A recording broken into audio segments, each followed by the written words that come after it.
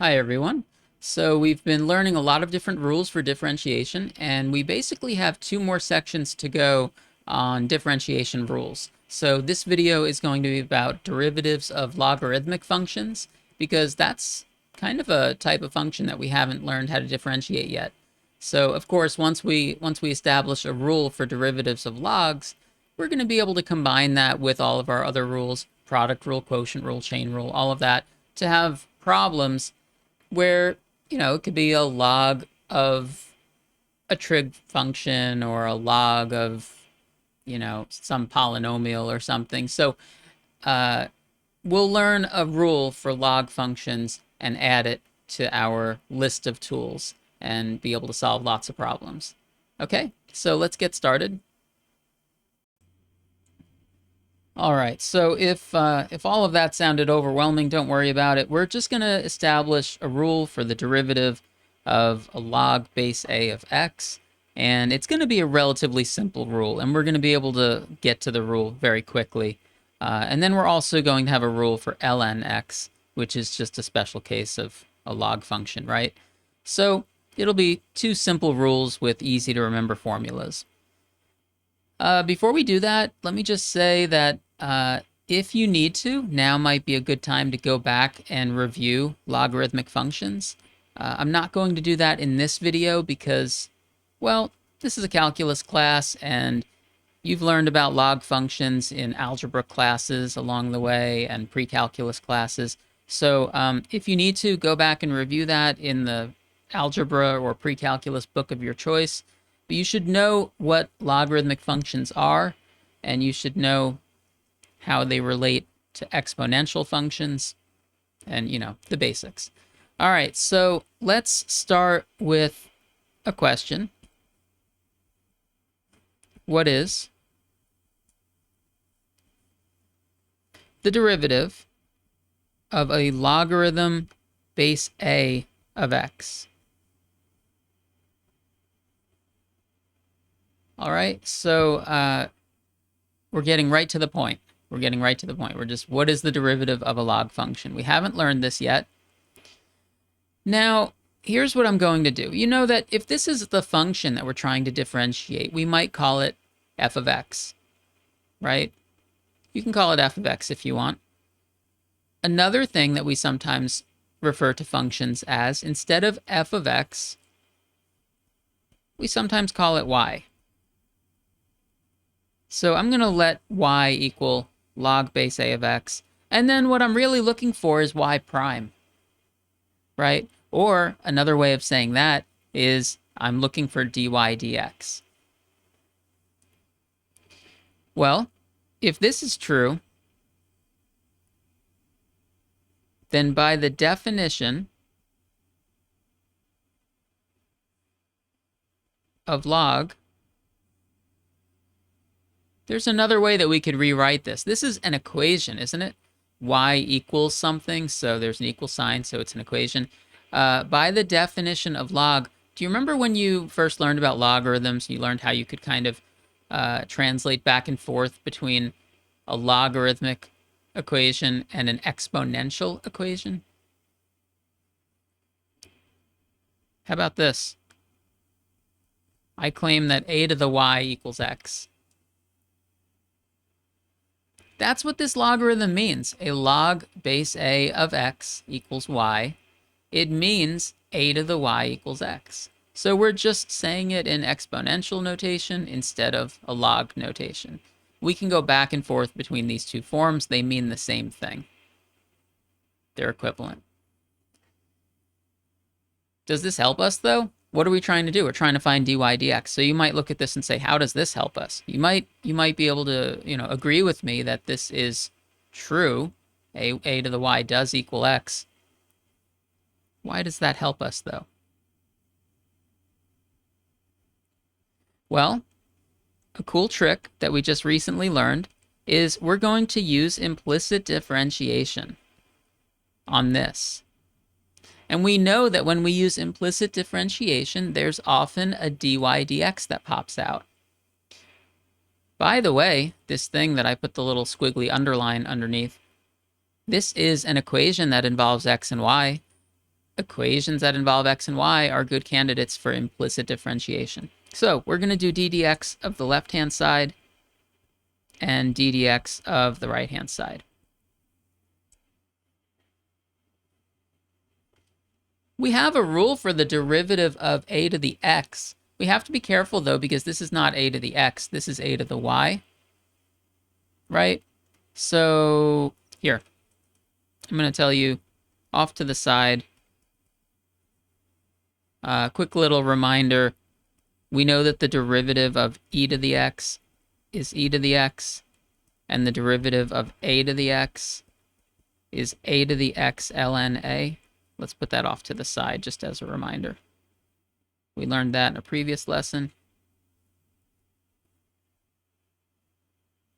So if the derivative of a to the x is a to the x ln a, then what do you think d dx of a to the y is? Remember, with implicit differentiation, there's often a dy dx that pops out because of the chain rule. So this left-hand side is going to be a to the y ln a times dy dx. You can put little time symbols in there if you want. A to the y times ln a times dy dx. That's the left-hand side. The right-hand side is just 1. So we're trying to find dy dx. We could solve for it from here. Right? Implicit differentiation. This is, you do d dx of both sides, then you try to solve for dy dx. So that's where we're at. We want to rearrange this. Let's divide both sides by a to the y ln a. So we get dy dx equals 1 over a to the y ln a. These are y's, by the way. I know my lowercase y's sometimes look like 4s. A to the y ln a. So is that the formula? Did we answer the question? What is the derivative of log base a of x? Well, I told you that, we wanted to find dy dx, and it looks like we found it. There's one little catch, though. One little catch. The original question did not have the letter y in it anywhere. There were no y's. Y is something that we introduced in the middle of solving this, to try to help us. But if the question was posed in terms of x, it would be really nice if we could get the answer in terms of x. If possible. If that's possible, it would be nice. Well, I'm going to circle something here, or maybe I'll highlight it. How about this part right here, this a to the y? Look at this. A to the y is just the same thing as x. So we could just say that this is 1 over x ln a. And then we have the answer entirely in terms of the letters that the problem had. The question had an a in it, the question had an x in it, and our answer has an a in it and an x in it. So that's a nice answer. So the result, the rule, from now on, we don't have to do this every time. We can just say we've established a rule for the derivative of any logarithm of any base. It's going to be 1 over x ln a. And we can use this as a shortcut and add this to our list of shortcuts. I don't know if we have a literal list. I don't know if we've been writing a list, but yeah, that's another rule that we can use. Okay, so remember, a is just a constant, right? So if a is just some number, ln of a is also just some number. So this is 1 over x times some number. ln a shows up in this rule, and ln a also shows up in this rule. So maybe that could help you remember them, because, a to the x and log base a of x are related to each other. They're inverses of each other, right? Exponentials and logs. So yeah, both these answers have ln a, but they look a little different. This works for a logarithm of any base. So base 2, base 4, base 10, right? And a common base or maybe I should say a natural base that we like to work with in calculus and just math in general, is ln x. Well, the base of that, you know, this is base e. What I'm saying is it's the same as what we did above, except instead of a, we have e. Remember, e is just a number, right? All right, we'll say this off to the side. Recall, e is a constant. It's approximately 2.7, 1828, some other decimals. It's just a special constant that shows up in math, sort of like the number pi is also a special constant that shows up in math. E happens to be around 2.7. Exponential functions of this base and logarithms with this base have some interesting properties, so it shows up naturally in some problems and some applications. And a logarithm in base e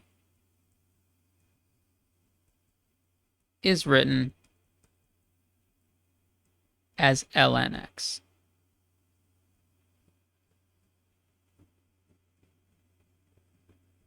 All right, so this is log base e of x, so we can use the above rule. What happens if I try to use the above rule, but the base is e? Looks like I'm going to get 1. Here, let's start writing the answer. Let's start doing it. We can just apply this.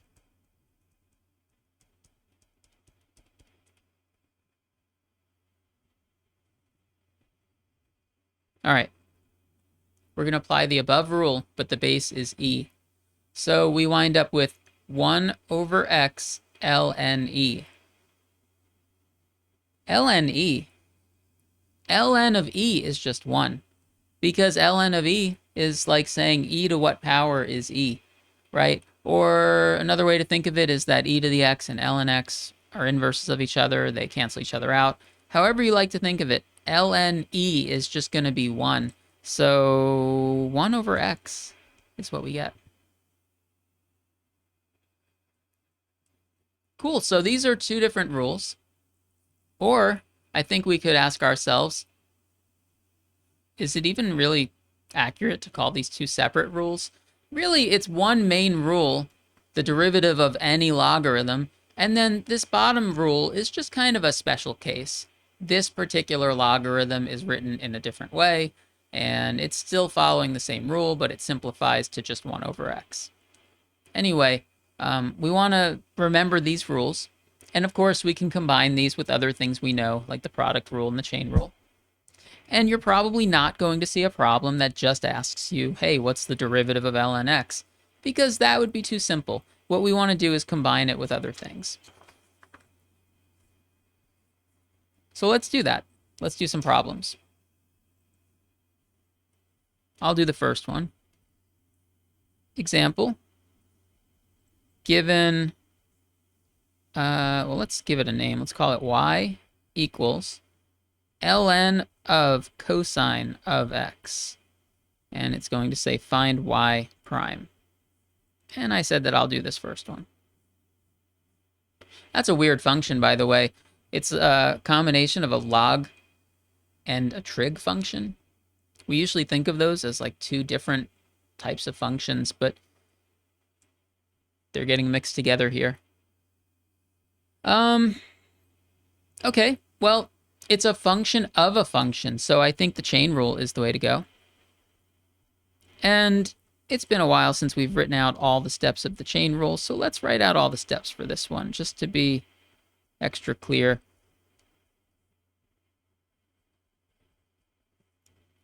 We have an inner function and an outer function. I think the inner one is clear. That's the thing that's in parentheses. That would mean that the outer function is ln of u. We can do each of these derivatives. How about g prime? Think about what is g prime.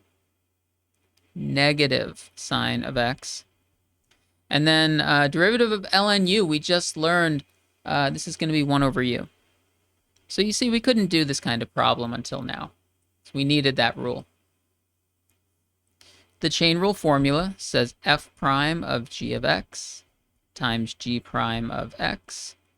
And it's going to be 1 over u, but instead of u, we put in g of x. So 1 over cosine x times negative sine x. Interesting. Can we simplify that at all? How about we rewrite it as negative sine x over cosine x? That looks a little bit nicer.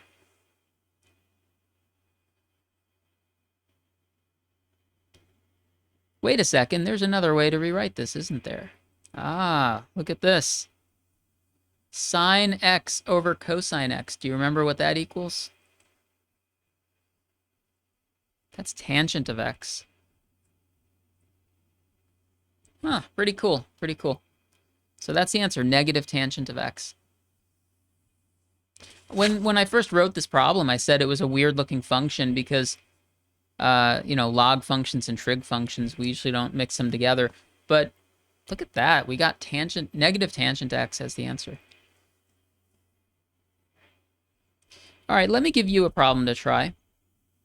It might use the chain rule or it might not, or whatever. You'll figure out what you need to do. So given y equals x log x, I'm going to write a little note off to the side before you solve this. Okay, so wait a second. I'm going to say recall, because this is something that I might not have talked about in this class. This is something that we talk about in pre-calculus and algebra classes here. But I'm going to say recall a logarithm in base 10 is written as just log x. So when you see just log x in a problem and it doesn't have the little base next to it in calculus, there's no little number next to the log, that implies that the base is 10. So you can imagine a little 10 being there. Okay? So take a minute, pause the video, and see if you can find y prime and y double prime.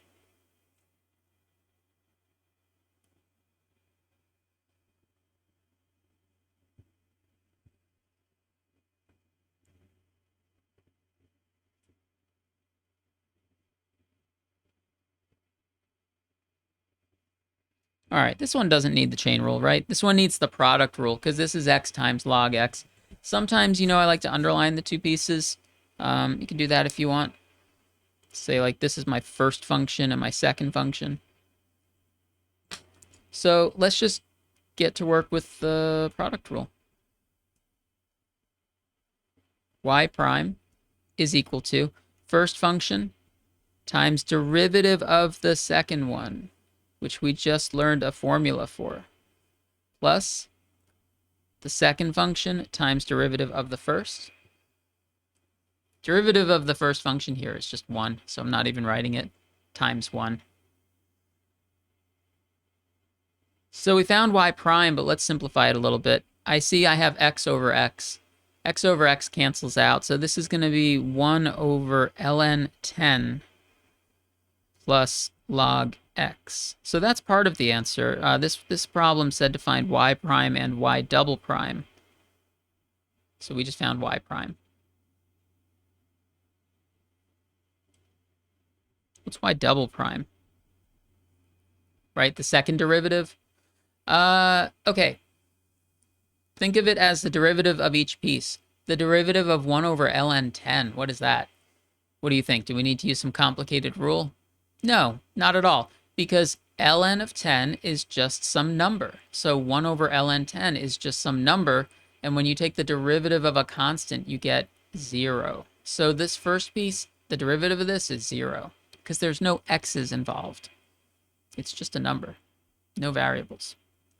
Log x, second piece, we learned a rule for log base a of x. And we apply that rule. We get 1 over x ln 10.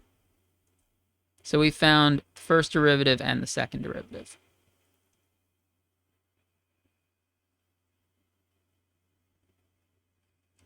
I'm going to give you another problem.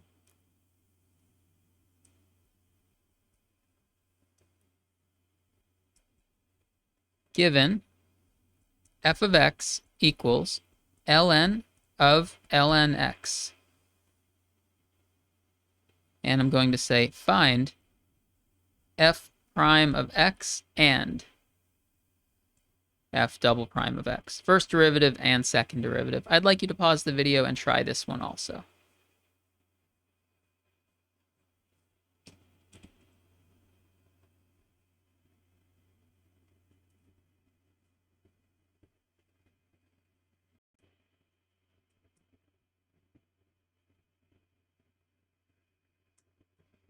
Okay, so let's see what we can do for this. This wants us to find first and second derivative. So this is a chain rule problem because there's a function inside a function. So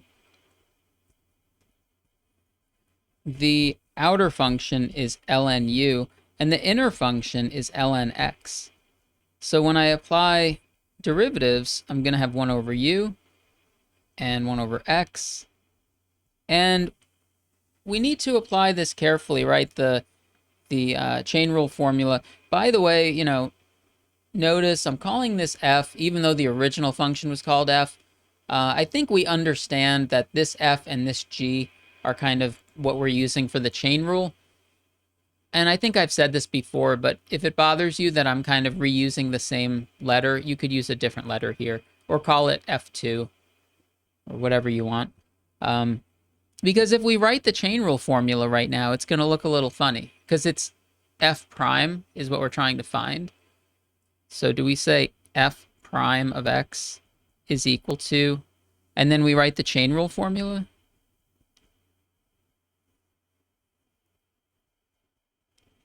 It's a little weird. I think we understand, though, that the f from the problem and the f from the chain rule, they're a little different, right?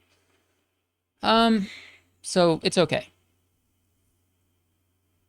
F prime g of x is 1 over u. 1 over u, it's actually 1 over ln x. And then we do times g prime, so that's 1 over x.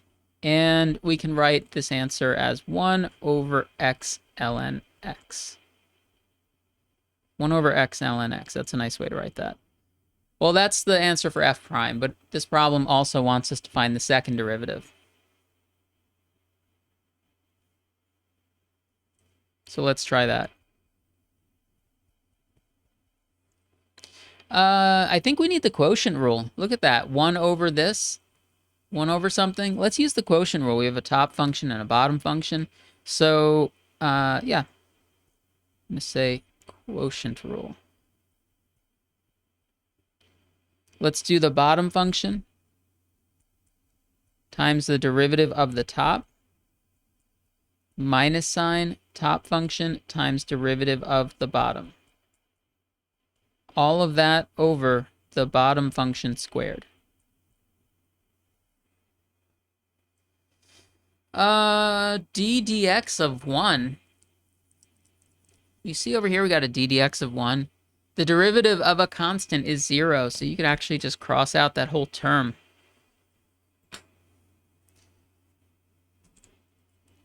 All right, what do we do with this piece? This piece right here? Look at this. This needs the product rule. Okay, so we'll do that. I guess we get negative whatever the product rule gives us. Leave a little bit of space. Negative whatever the product rule gives us. All of that is over x ln x squared. We're going to have very little room left on this page, but I think we can do it. All right, there's a first function and a second function. So I'm going to do first function, derivative of the second one, plus sign. Second function, derivative of the first. Derivative of x is just 1.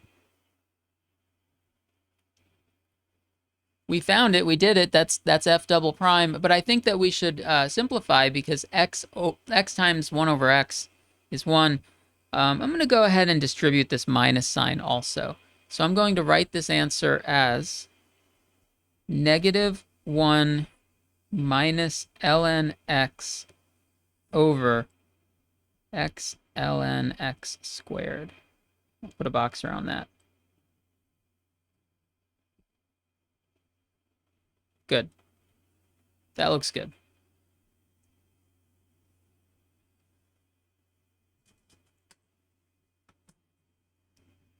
So how are we feeling about this? Are we feeling pretty good about derivatives now? This was kind of a tricky problem because, look at this. I'm going to highlight something for you. If you got this answer right, you should feel pretty good about this because look at this. This problem used the chain rule, the quotient rule, and the product rule. I think I've been telling you that those are the three big derivative rules. This problem used all of them.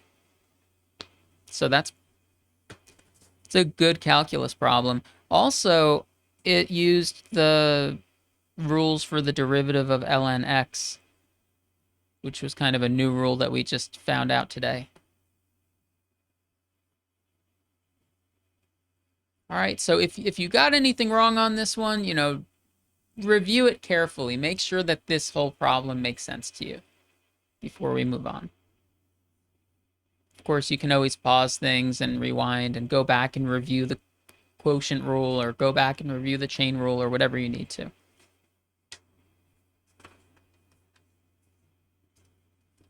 All right, how about this? I've got some other problems for us, and I think that the problems that we just did, how many problems did we just do here? We did 3 problems on this page.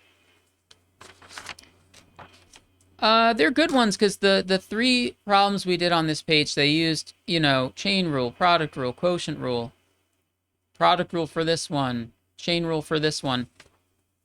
I'm going to go to a new page, and let's just do a couple of quick, like, more basic problems. Maybe we could have done these first, but either way, we're doing them now. Let's do, like, just some problems that might not use so many rules. So I'm going to give you 3 functions and ask you to just find y prime. When it says differentiate, it just means find the first derivative. So there's a problem. Just going to leave a little bit of room in between each one, and I think we'll have enough space to do these. ln x to the 5th plus e to the x minus ln e squared. You might use some logarithm rules to help you with these. But overall, I think these are easier than the ones we just did. These were some extra problems I wrote that I thought we would do if we had time. So let's do them. So I'd like you to pause the video and try these. Just find y prime for each of these.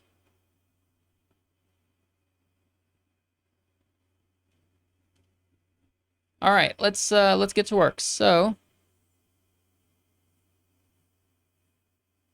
this first one, we know that the derivative of 10x cubed is 30x squared, right?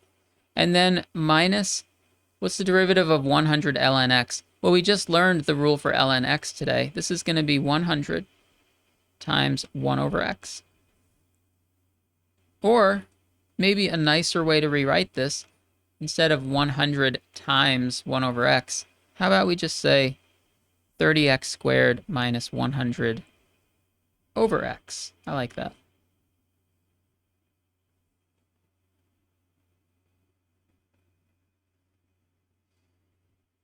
For the next one, you know, for the next one, I saw this ln x to the 5th and this ln e squared, and I thought, I think it would be nice if we simplify this function before we differentiate it.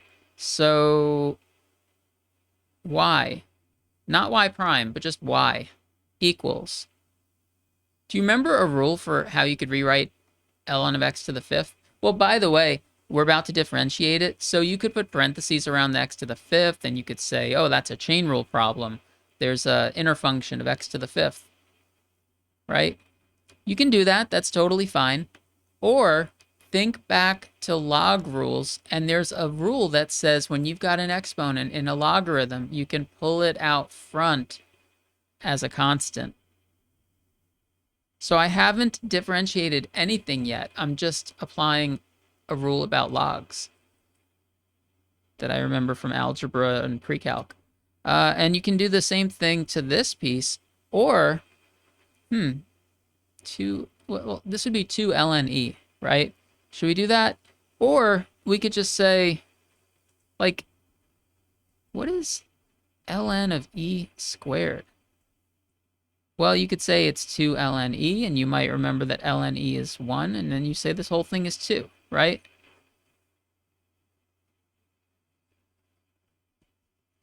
Or ln e squared just equals 2 because... Why? Because, well, we had a rule about logarithms in those classes that says that this happens, but why does this happen?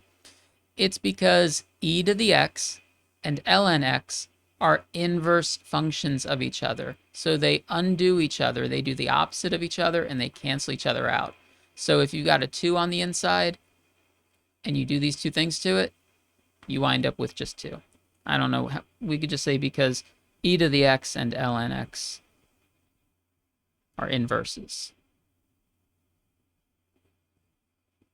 However you want to think of it, I'm saying that we can replace that part of the problem with just a 2. And I haven't differentiated yet. I haven't applied any derivative rules, but we rewrote the problem in a simpler way. And now I'll find y prime. So derivative of each piece. Derivative of 5 ln x is going to be 5 times 1 over x. Derivative of e to the x is e to the x. And derivative of minus 2 is 0. Derivative of a constant is 0. So this we could write maybe as 5 over x plus e to the x. See how rewriting the problem at the beginning helped us? And I was able to avoid using the chain rule because I used a property of logarithms instead. But if you use the chain rule, you should get the same answer also. I think it would take you some more steps, though. All right, what about this last one? Y prime. Well, first of all, is there any way I could rewrite this? I don't really see any way to rewrite this that's going to help. So let's just go straight to differentiating. We have a rule that we had today for a logarithm of base a of x. So let's apply that. So there's a 2 out front times 1 over x ln 3 plus derivative of 3 to the x. We learned that a while ago, but remember I showed you on the first page today. There it is. Remember this? That's what we need to use for 3 to the x. So let's do that. So 3 to the x ln 3, and then this last part is minus 3x squared. And we could just see, is there a nicer way that we could write this? I don't like 2 times 1, right? 2 times 1 is 2. So we could simplify that at least.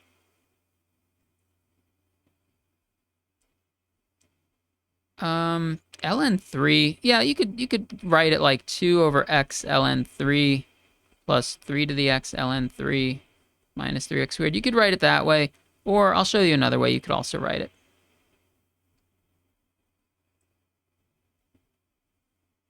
You might look at this and say, ln 3 is just some number, it's just a constant. We usually bring constants to the left. So if you want to do that, do that. Bring the constant to the left. Ooh, maybe we could do it here too. Should we do it here? Ln 3 is just a number. So if you would like to bring it to the left, you can.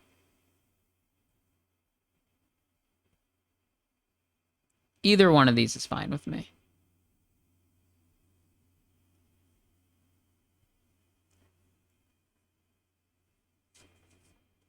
All right, so I think I said that these problems were going to be easier than the other 3 we did, but they still were, not trivial. We still had to think about them a bit.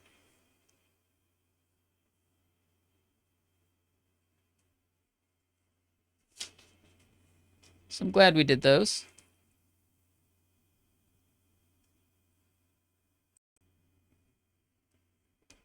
So by my count, I think we've done 6 problems in this section so far. We learned 2 rules, or maybe you think of it as 1.5 rules, and then we did 6 problems. There's one more thing for this section.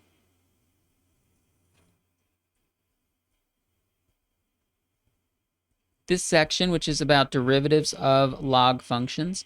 And the one more thing is called logarithmic differentiation. Now, that's a whole lot of syllables. Sounds scary, but it's not. It's fine. You might think, logarithmic differentiation, isn't that what we've been doing? Haven't we been doing derivatives of log functions for like the past 6 examples? So what is this about? This is going to be a technique to help with some tricky derivatives. So this is more of a method or a strategy, kind of like implicit differentiation was a strategy that we use for certain types of problems. Logarithmic differentiation is a strategy that we use for certain types of problems. Now, what type of problems? I'll show you in just a minute. But before I show you the problems, let me tell you the method. It's a 3-step process. Step 1 is to take ln of both sides of an equation, y equals f of x, and use logarithm rules to simplify. This is going to be 3 steps, and that was step 1. We're allowed to take ln of both sides of an equation, by the way. Technically, because ln is a 1-to-1 function, it's okay to do that to both sides of an equation. And then when I say use logarithm rules to simplify, what logarithm rules am I talking about? Well, I mean, one of them might be kind of like what we did up here, where I took the 5 and brought it out front. That's a logarithm rule. And there are other ones also, right? When you have a logarithm of a product or a logarithm of a quotient. Anyway, we'll see some examples. That was step 1. Step 2, differentiate implicitly. So look at that. Implicit differentiation is just like step 2 of this method. And I said there were 3 steps. This might actually seem a little bit weird that I'm writing this as a 3rd step, but anyway, solve the resulting equation for y prime. The reason why I say it's kind of weird to write that as a separate step is because we do that at the end of implicit differentiation anyway, right? We already do that. Like, if you did step 2 and you did all of implicit differentiation, you probably did solve for y prime. However, I have something to add to step 3. So one more sentence.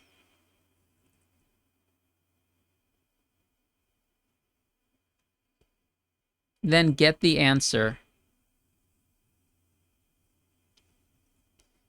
in terms of x only. So this is different. With implicit differentiation, we said that sometimes you have an answer that has x's and y's. But for this type of problem, we're going to be able to get the answer just in terms of x. Now, I need to show you some examples so that you see what type of problem this is used for.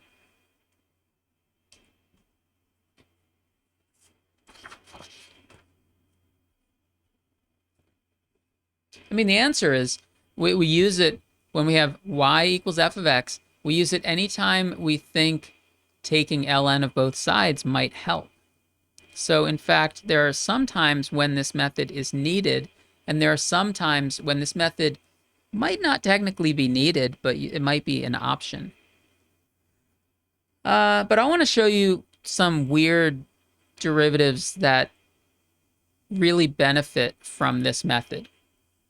So here's one I'll do for us. Differentiate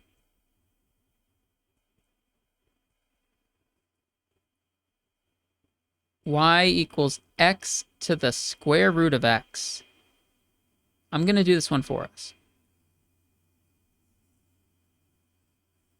Now, if you think about it,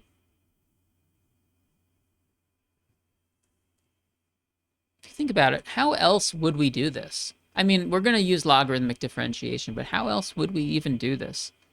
Is this a chain rule problem, like a function inside a function?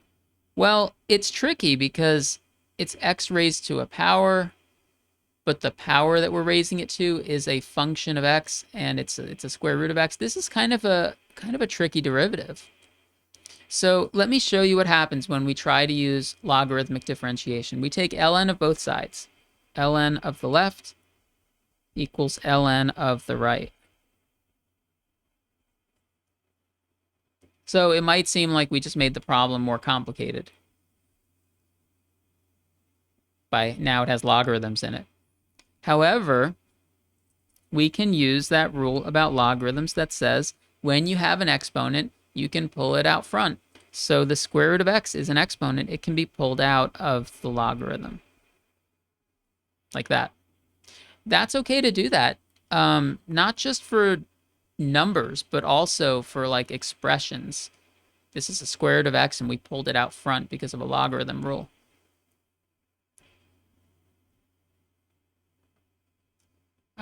Here, you know what? I'll label what's going on here. This was all step 1. Okay. I just moved away the rules, but I think we have it in our notes by now. So that was step 1. Step 2 says differentiate implicitly. So let's start step 2. So this is where we've already gotten ln on both sides. We applied logarithm rules. Now we do d dx of both sides, right? d dx of the left equals d dx of the right. This is why we couldn't do this section until after implicit differentiation, in case you were wondering. All right, what is the derivative of... I can tell what we're going to do for the right-hand side. What do you think about the left-hand side? I know the derivative of ln x was a rule that we had earlier today. 1 over x would be the answer. But this is ln of y, so as it often happens with implicit differentiation, you do 1 over y, but a dy dx pops out. We can call it dy dx, or we can call it y prime. Either way. That's my left-hand side. On the right-hand side, use the product rule. So first function times derivative of the second, plus the second function times derivative of the first one. What's the derivative of the square root of x? We've done that before. 1/2 x to the negative 1/2. Let's try to fix this up a little bit. This is looking a little messy. Well, we're not done with it anyway, because we still need to solve for dy dx. But I want to fix up what we've got here before I solve for dy dx. So what's going on with this right-hand side? Here's some work off to the side, scratch work.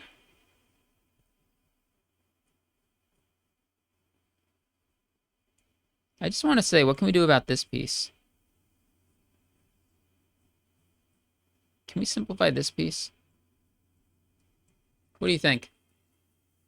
I mean, what? We could say square root of x over x, right? So that's one thing. But can we do better? We can do better than that. This is x to the 1/2 over x to the 1. Do you remember rules for exponents for what you do when you have x to a power over x to a power? You subtract, right? So this is going to be x raised to the 1/2 minus 1 is negative 1/2. Or another way of writing that is 1 over the square root of x. So you don't have to necessarily write out all these steps. You might look at this and be able to just do this in your head, but that is why this piece equals 1 over the square root of x. That's just some algebra that helped us out there.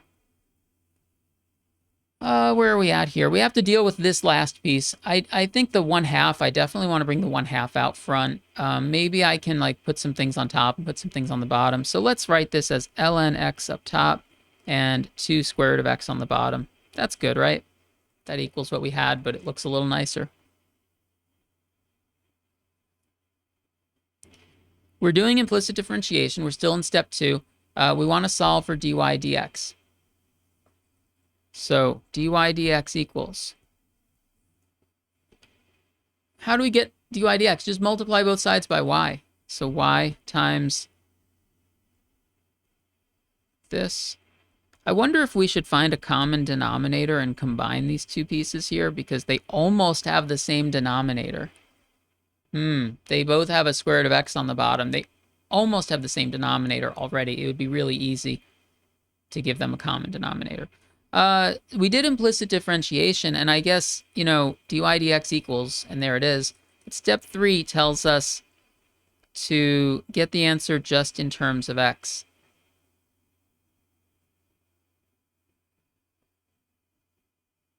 How do you think we do that? How do you think we do that?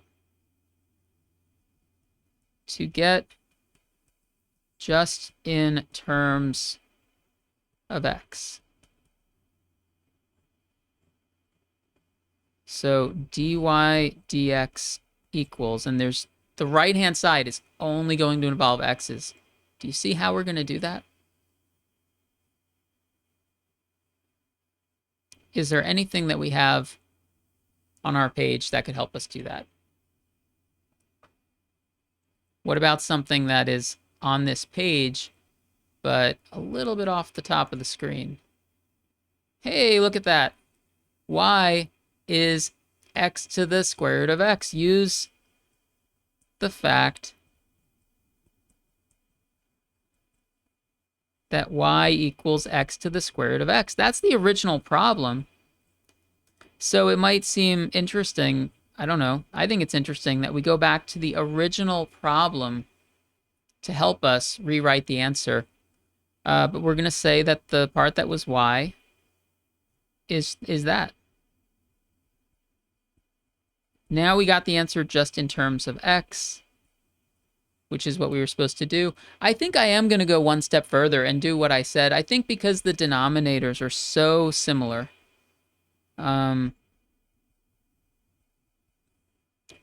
square root of x and 2 square root of x, I think I'm going to go ahead and find a common denominator. So the common denominator, of course, would be 2 square root of x. And then up top, we have 2 plus ln x. I think that looks nice. So that is the answer, just in terms of x. It was an unusual function that we started with, so it has kind of an unusual answer.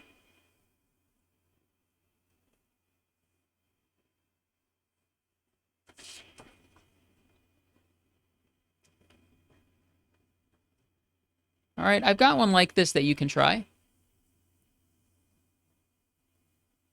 And you don't have to write out like step 1, step 2, step 3. Just, you know, as long as you're showing work. It doesn't have to be labeled that way. So I'm going to ask you to differentiate this. I'm going to suggest that you use logarithmic differentiation. And it's going to be y equals x raised to the 1 over x. Here, I'm going to zoom in on that so you can see. So I'd like you to pause the video and give that a try.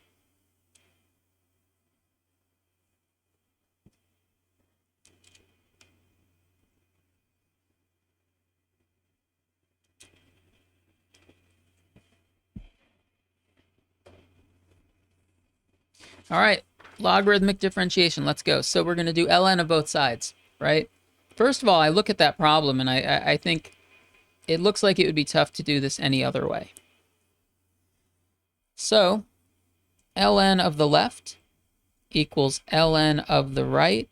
And then similar to the other problem that we did, we have that property that says that we could pull out 1 over x and just bring it out front.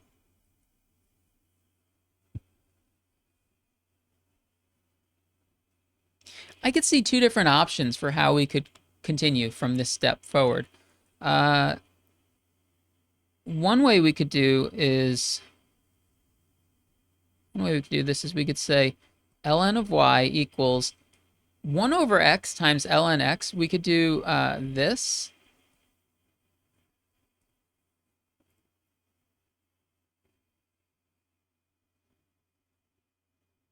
And then if we do that, we will need the quotient rule.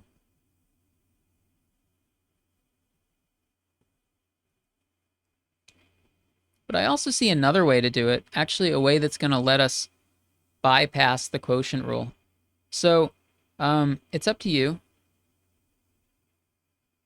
But I decided to treat this as ln y equals x to the negative 1 times ln x. And then I will need the product rule.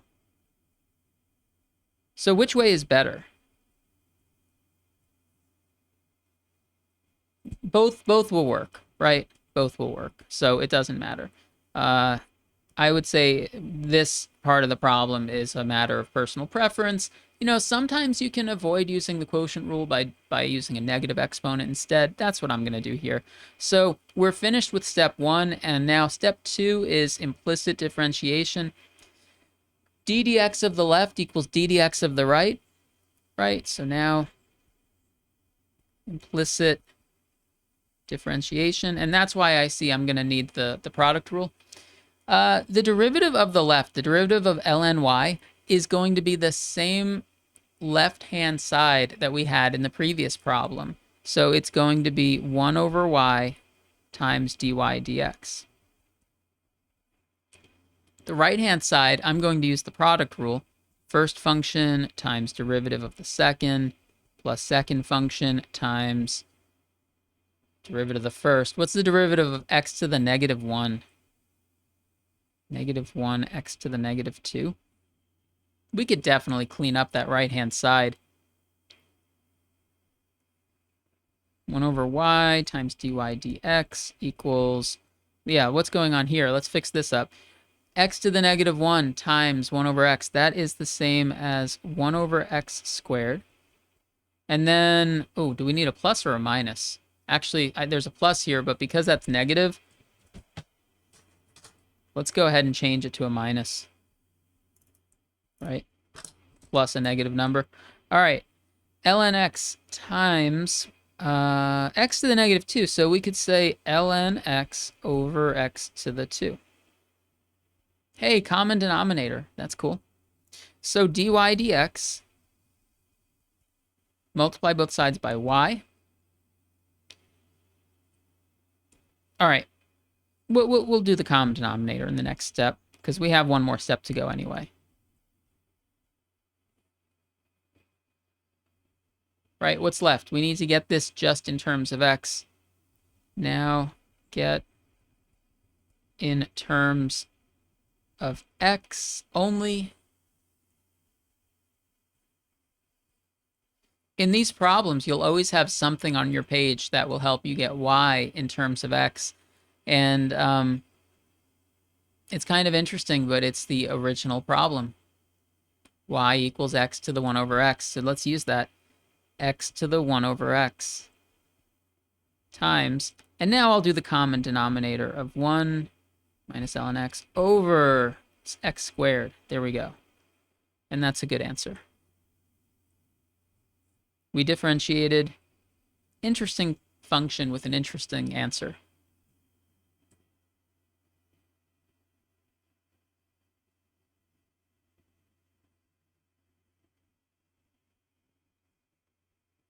All right, so that was logarithmic differentiation. It's used for problems like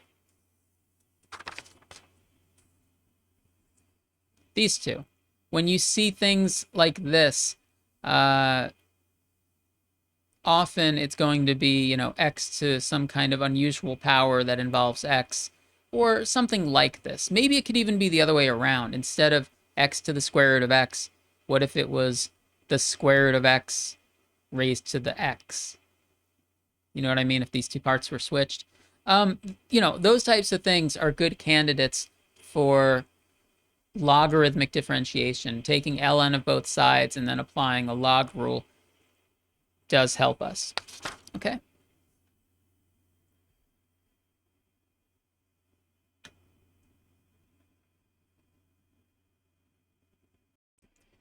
All right, so that was our section on derivatives of log functions. We started by establishing the rules for derivative of a log function and derivative of ln x. We did, I think, 6 problems of just derivatives involving logs. And then we did logarithmic differentiation, which, remember, that's just a technique that's used for some types of problems. We're not going to use that all the time. It's kind of a specialized thing. And we did 2 problems of that type. Okay, so next time I think we're doing derivatives of inverse trig, which is kind of the last type of function that we haven't differentiated yet. I don't know if I would say we've saved the best for last, but it just kind of, inverse trig just kind of gets saved for last. So we'll do that in the next video. So thanks for watching and take care.